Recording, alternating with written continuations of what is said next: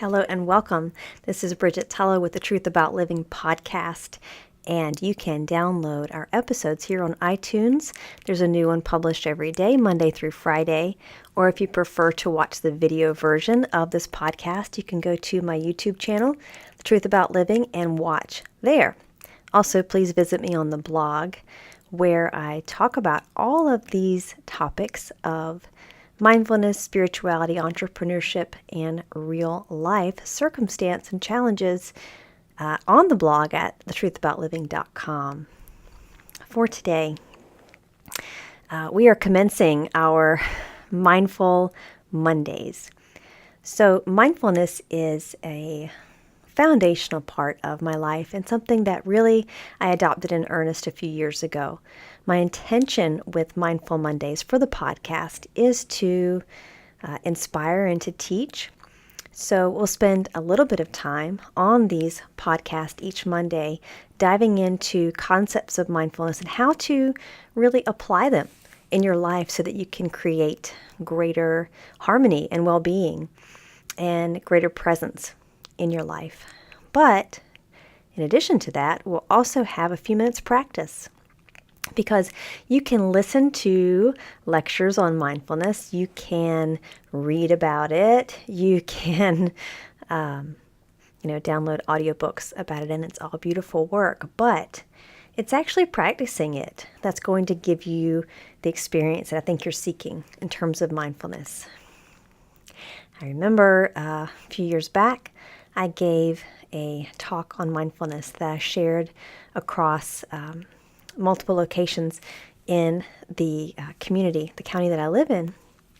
And one of the things I got as feedback, one of the things I received from the participants was that what was different about the talk that I gave is that they got to practice it. So it wasn't just an hour of talking about mindfulness, which again can be valuable, but I had 3 different exercises that they could actually try out while they were there and take with them and practice later at home. And that's what I want for you. So when we get into that section of the podcast in a few minutes here, make sure that you are in a position, in a place where you can practice mindfulness without worrying about your environment. So certainly not if you're driving. And if you're at home or in an office, just getting yourself into a quiet, protected space where you know you're not going to be interrupted for a little bit. Now, for the beginning of our mindfulness podcast, again, this is the first one we're doing, so I'm going to give a little background to what mindfulness is. And it can be a couple different things, really. And after we talk about that a little bit, then we'll do the practice. Practice is going to be super easy. If you've never done mindfulness before, I think this is going to be illuminating for you. So I'm really excited to share it. So what is mindfulness? Well, I love this definition of mindfulness because it's super simple. And mindfulness is basically presence. It's being in the here and now, in the present moment, without any judgments about it. It's just experiencing now, what is right now. And so there's a lot of variations on that definition, but that's basically what it is. It's leaving behind and just experiencing. And from that, you can get quite a bit of benefit. So we're talking about stress reduction. We're talking about inner peace. We're talking about focus, productivity, clarity, more harmonious relationships. There's a lot that comes from being mindful. And I think it enhances the joy of life. So I know that my gratitude is increased when I'm practicing mindfulness. And even when I'm experiencing a difficult time, being mindful is still way more valuable than being on autopilot or being kind of checked out to the experience. Mindfulness can be formal or informal. And so formal mindfulness would be along the lines of meditation, right? So when we dedicate 5, 10, 15, 20, however much time you want to spend, when we dedicate that time to focused awareness or a specific meditation, then we can call that formal mindfulness. And that is a really valuable addition, I think, if you like this and want to incorporate into your life. But there's also informal mindfulness. And I love this too, because this has more to do with your life philosophy. This has to do with your outlook on life at any given moment. So informal mindfulness is taking any situation that you're experiencing and giving it your full attention. And that is really the opposite of what we tend to do with our minds. Now, we know that our minds are very active, very busy, always working. The thing is, given, the nature of kind of letting things, run on autopilot, which is what we typically do, right? We go through the motions of what needs to get done in a day. Sometimes we're very physically busy, and when we stop to rest, we have trouble even shutting off the mind, especially times when, we're trying to go to sleep and there's something that's just kind of playing on our mind, right? Well, our mind tends to be either future focused, so it's always projecting what's going to happen tomorrow, what's going to happen a month from now, 5 years from now. It's living in the future, which, if you think about anxiety, that's where sometimes anxiety comes from, is uncertainty about the future. So while there's nothing wrong with planning something purposefully in the future, when we tend to let the mind run away with itself or be over-focused on the future as opposed to the present moment, that's when sometimes some anxieties can kind of creep up. On the other hand, our mind often shifts to the past as well. So again, instead of being in the present moment, our mind replays things, right? We might replay a conversation we had an hour ago, or something that happened 2 weeks ago, or 10 years ago, right? Our mind goes back there and replays it, relives it. Now, there's nothing wrong with future thinking or past thinking in and of themselves. It's when we have a preoccupation with that, and when it takes up a large chunk of our mental energy. And perhaps we're even thinking about things we don't want to be thinking about, things from the past that we can't change, or things that we may dwell on. Those things, if we had a conscious choice about them, we might choose not to think about them. And that's really what this is about. It's about getting yourself in a powerful position to make a conscious choice that that's not where you want your mental energy right now. Redirecting your mindset to the present moment has an inherent peace about it, because you're living what is right now, as opposed to projecting something that hasn't happened yet in the future, or reliving something you've already lived through in the past. Now, memories and things that we treasure, sure. I mean, of course, there's value in thinking about the past or thinking about the future. But again, what I'm getting to is that I want you to be in a position to make a conscious choice about it. Can you control your thoughts? Here's a question for you. Are you able to do that? If you can control your thoughts, would you dwell on things that do not serve you? Sometimes maybe we have more control than other times, right?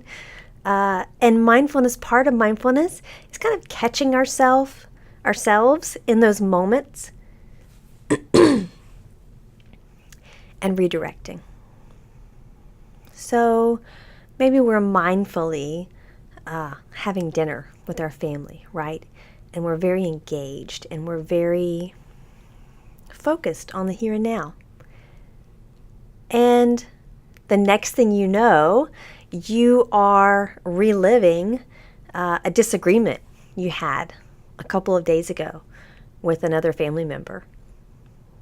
And it's 2 or 3 minutes before you realize that you have not been present at the dinner table with your family. You have been, in effect, living in another world in your mind. You were checked out. If people say, if you look far away in thought and they say, where did you go just now? It's because your presence has left the vicinity, and you are living somewhere else in a different mental space. So mindfulness is not about feeling guilty about that or feeling self-blame for that. It's more about gently acknowledging that that's what your mind did and making a choice. Do you want to keep thinking about that, or do you want to bring your attention back to the present moment? And one of the things I remember is I was home with my son. I think he was a year old maybe, and he was having a snack of cherries at the table. And it was just the two of us home that day. And he was so delighted by these cherries. He was so cute.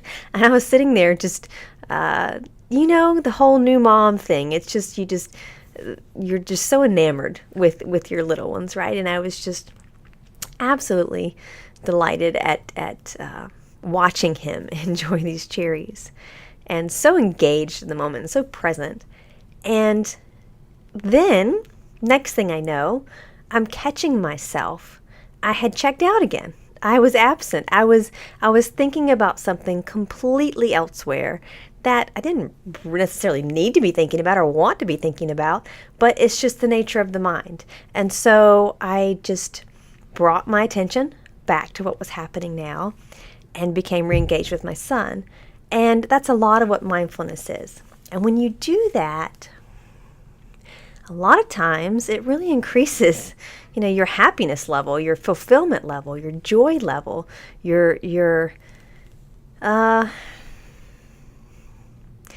it's connecting to individuals, and not just to individuals, but your surroundings, right? So think of it this way.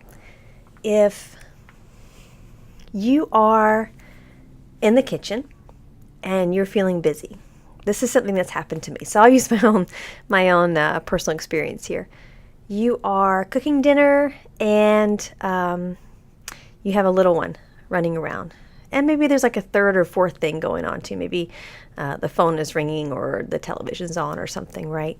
So there's activity, there's busyness, and then maybe, in my instance, my husband comes home from work. So a typical response to him coming home, if I had things on the stove and all these things were going on, would be to almost not even greet each other. It's kind of funny to say it that way, but it happens where you almost don't really even look at each other. It's kind of like, hey, and this is going on, or I need this help, or just kind of like going into a different kind of autopilot, right? And life just goes. Right? Life is busy, and then this happens, and this happens, and you never really connect, at least not in those moments. Never really look the person in the eye. And when I realized that this was happening, it was, when you realize that you're doing this, it's a cross between being a little comical and also, I think it's interesting that I think of it now as a lack of respect. Think of the difference when all this is same circumstances, these things are going on, and my husband walks in the door, and he's been gone all day, right? He's been at work, and he's been sitting in commuter traffic, and he's tired, and he walks in. So, we both are coming from places of busyness and maybe tiredness and that kind of thing. What difference it makes to take. We're talking about seconds or minutes here. It doesn't have to be, a half hour of intense direct conversation. I'm talking about acknowledging presence in someone, making eye contact, being sincere, and saying, hey, and giving your full attention to that person. I tell you, when someone gives you their full attention, there is no mistaking it. You know it. You feel it. You feel there is no distraction. You feel that connection with that person. 10 seconds, 30 seconds to be intentional with that person. Hey, how are you doing? Asking a couple questions. Eye contact alone is very powerful. Positioning your body towards them in a meaningful way is very powerful. What is that signifying? That's signifying connection with that person, connection to the present moment.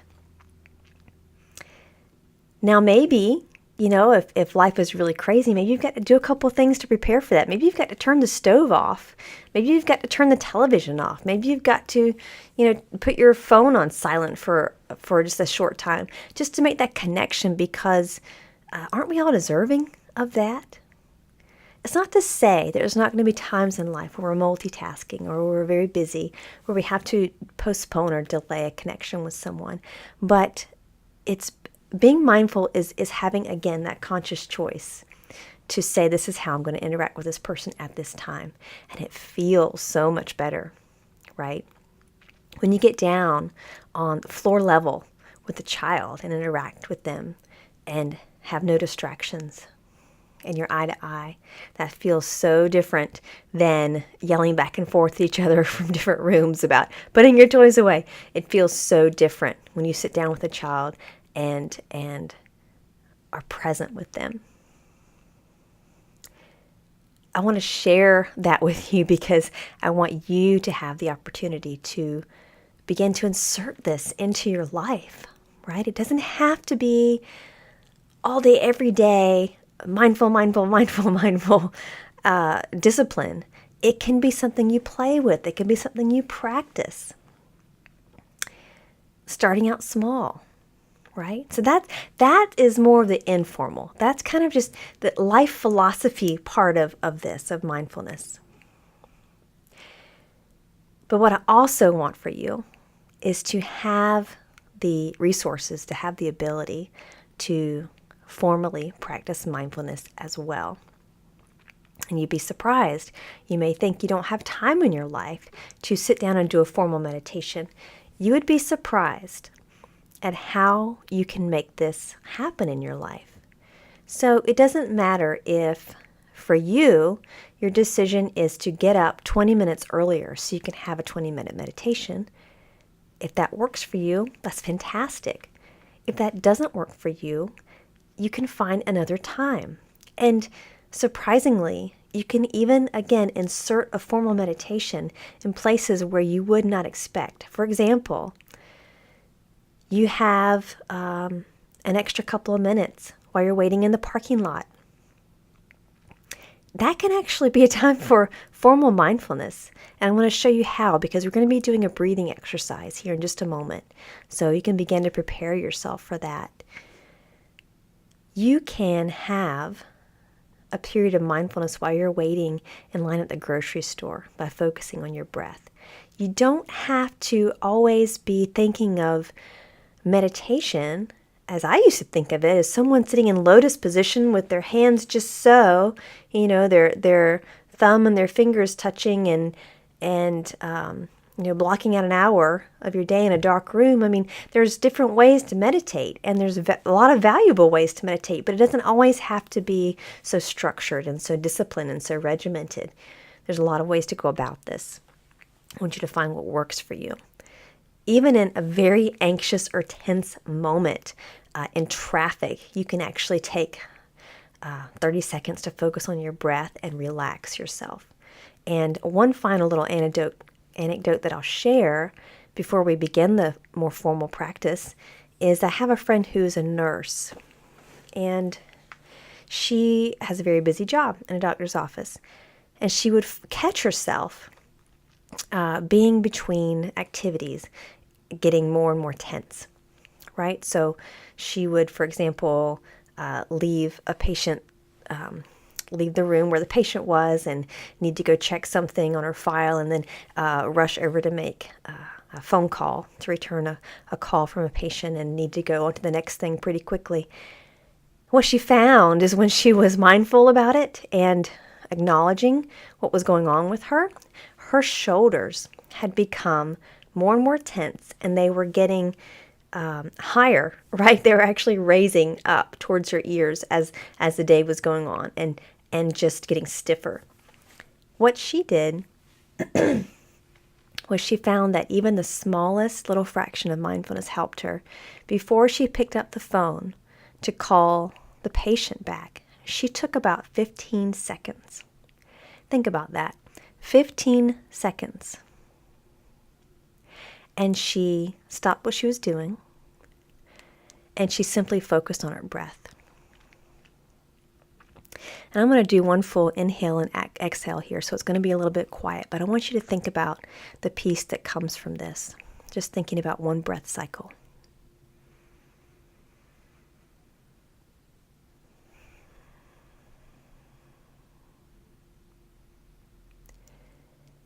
And in that silence, that self-silence, one breath cycle, you can almost feel the energy change.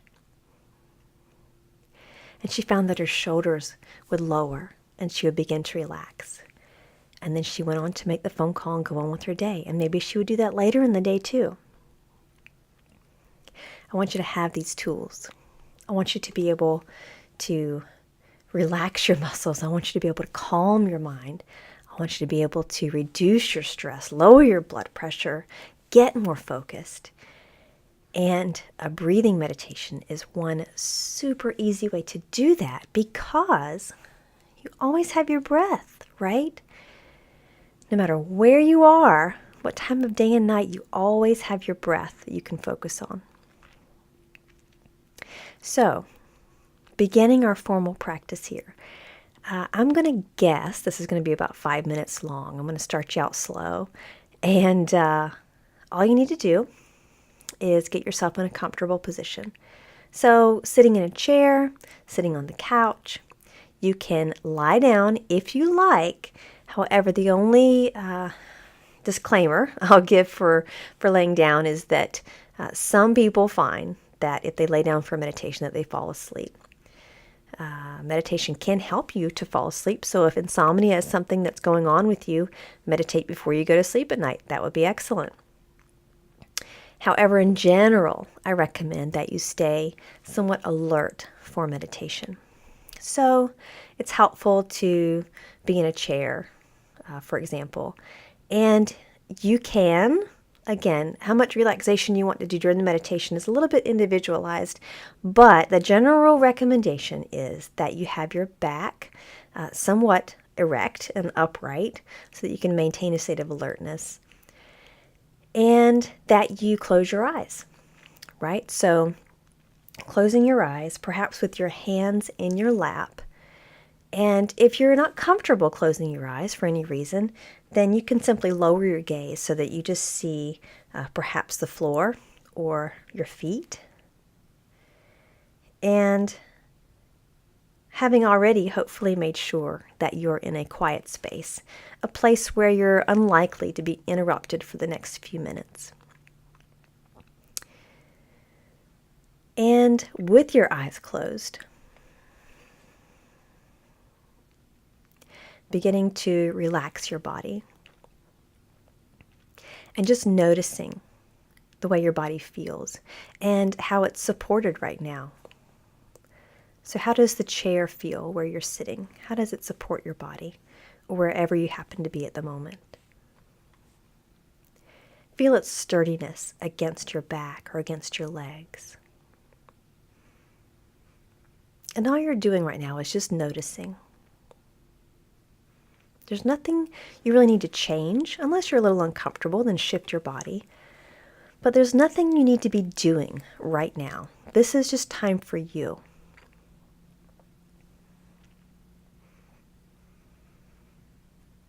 And I want you to begin to focus on your breathing. So what you're doing is simply noticing your breath.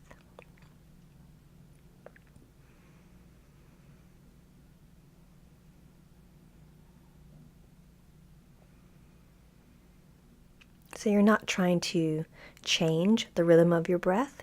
You're just noticing the natural flow of it without making any judgments about it. So your breath may be a little shallow right now, or maybe you're taking long, deep breaths. Just notice what is.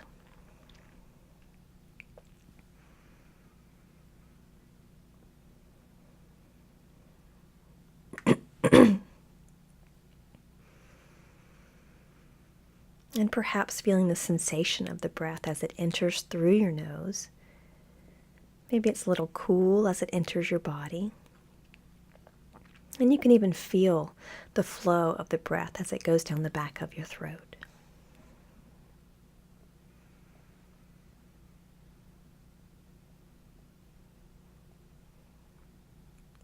So you're just noticing the sensations of your breath.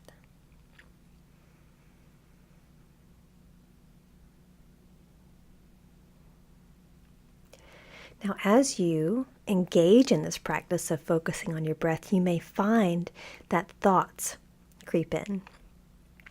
Thoughts about what you need to be doing, perhaps thoughts that are a little worrying. And I want you to not worry about those thoughts. Just notice them. And we can think of those thoughts as clouds passing in the sky. So you watch them, and then you watch them float away, returning your awareness back to your breath.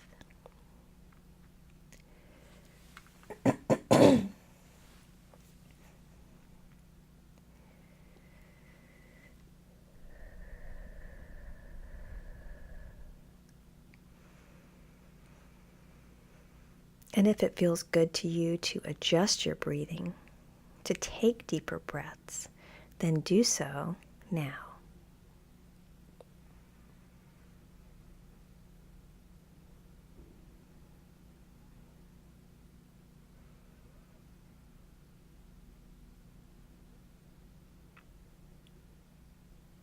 And I want you to notice how the breath fills up your lungs. So place your awareness on your lungs, and as you take those breaths, just feel the sensation of them filling up with air as you inhale, and then feel the sensation as you breathe out as well.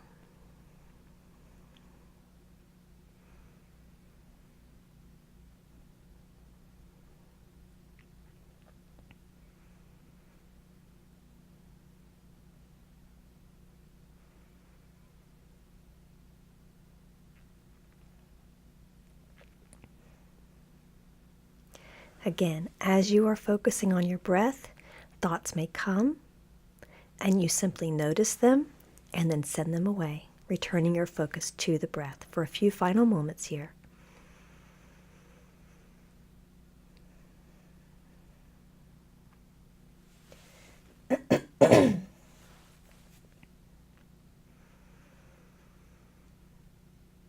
Feeling gratitude for this breath that is so life-giving and nourishing. And yet, it is so involuntary and natural. It's happening for you all day long without you even having to think about it. Feeling gratitude for this breath. And knowing that your breath is always here for you to return to for relaxation at any time.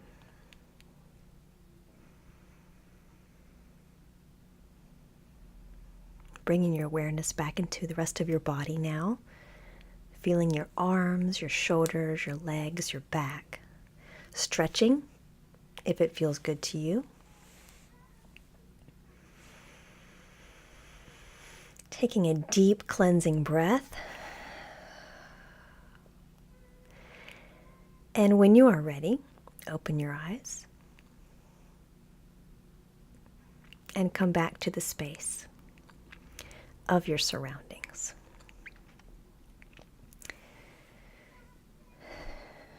take a moment here to check in with how you feel. Does your body feel different? Does your mind feel different? Are there any new insights that you have? And is there a change in the energy level? Maybe more peaceful, but maybe this has been something that is new to you and you're not quite sure about, and that's okay too. Sometimes when it's the very first time you practice a mindfulness meditation, the mind can be very, very busy and even a little resistant to wanting to settle down. And that is okay. With repeated practice at this, the mind will quiet down. This was a pretty short meditation too. So I find that the more I do it, or for longer periods of time, the more stillness that I have.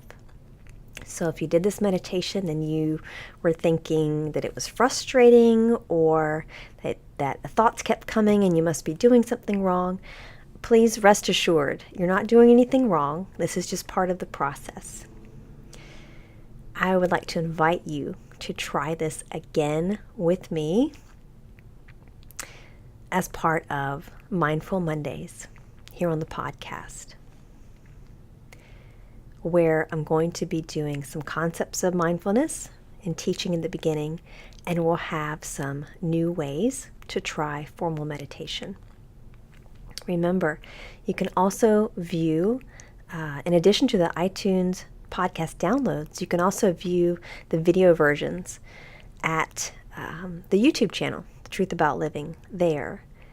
And I would also invite you, if this resonates with you, to please check out the other podcast episodes, because it's really about increasing the joy in our lives and fostering this love of living.